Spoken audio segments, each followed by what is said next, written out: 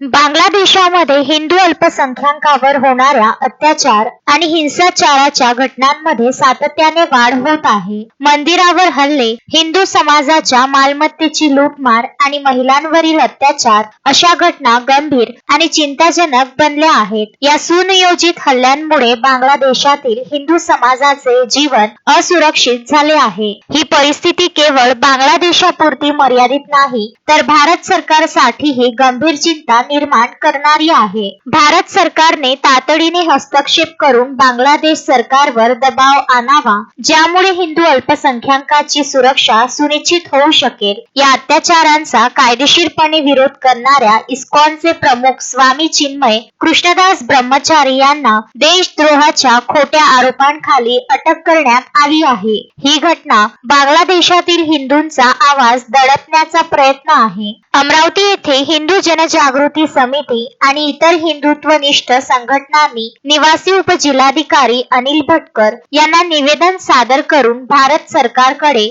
बांगलादेश सरकारवर दबाव आणून त्यांची विनाअट सुटका आणि सुरक्षा सुनिश्चित करावी, बांगलादेशातील हिंदूंच्या हक्कांचे रक्षण करण्यासाठी आंतरराष्ट्रीय मंचावर पावले उचलावीत, संयुक्त राष्ट्र आणि इतर आंतरराष्ट्रीय संघटनांच्या मदतीने बांगलादेशातील हिंदूंचे अधिकार सुनिश्चित करावेत, बांगलादेशातील हिंदू अल्पसंख्याकांच्या सुरक्षेसाठी विशेष कायदा लागू करण्यासाठी प्रयत्न करावेत, अशा मागण्या केल्या आहेत. हिंदू जनजागृती समितीचे समन्वयक निलेश टवलारे यांनी सांगितले की भारत सरकारने तातडीने हस्तक्षेप करून बांगलादेशातील हिंदूंवरील अत्याचार थांबवावेत आणि बांगलादेश सरकारवर दबाव आणावा. निवेदन देतेवेळी अनुप जयस्वाल, राज्य पदाधिकारी, महाराष्ट्र मंदिर महासंघ, निलेश टवलारे समन्वयक, हिंदू जनजागृती समिती, प्रदीप गर्गे हिंदू संघटक, हिंदू जनजागृती समिती, रश्मी गांधी